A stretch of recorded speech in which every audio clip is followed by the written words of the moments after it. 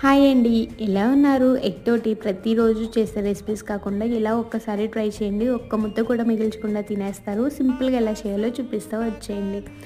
ముందుగా ఒక ప్యాన్లో ఆయిల్ వేసుకుని కొంచెం జీలకర్ర, ఉల్లిపాయ, పచ్చిమిర్చి, కొంచెం పసుపు వేసుకుని ఉల్లిపాయలు కలర్ చేంజ్ అయ్యేంత వరకు సిమ్లో పెట్టుకుని బాగా ఫ్రై చేసుకోవాలి. ఉల్లిపాయలు చూసారా ఇలా కలర్ చేంజ్ అయిన తర్వాత ఇప్పుడు ఇందులో ఫ్రెష్గా దంచుకున్న అల్లం వెల్లుల్లి పేస్ట్ వేసి పచ్చివాసన పోయేంత వరకు బాగా ఫ్రై చేసుకోవాలి. ఇప్పుడు మీ రుచికి తగినంత ఉప్పు, కారం, ధనియాల పొడి, అలాగే హాఫ్ స్పూన్ వరకు జీలకర్ర పొడి యాడ్ చేసుకుని ఒక్కసారి బాగా కలుపుకొని కొద్దిసేపు మగ్గించుకోండి. ఇవి మగ్గిన తర్వాత ఇందులో పగలగొట్టుకున్న గుడ్లను వేసుకోండి.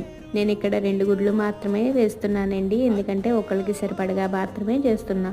గుడ్లను వేసి కదపకుండా ఇలా మూత పెట్టి ఒక 2 మినిట్స్ పాటు మగ్గించుకుని ఒక సైడ్ ఫ్రై అయిన తర్వాత మరొక సైడ్కి ఫ్లిప్ చేసుకుని 2 సైడ్స్ ఫ్రై చేసుకున్న తర్వాత రైస్లో వేసుకుని తింటే చాలా టేస్టీగా ఉంటుంది. మీరు కూడా ట్రై చేయండి.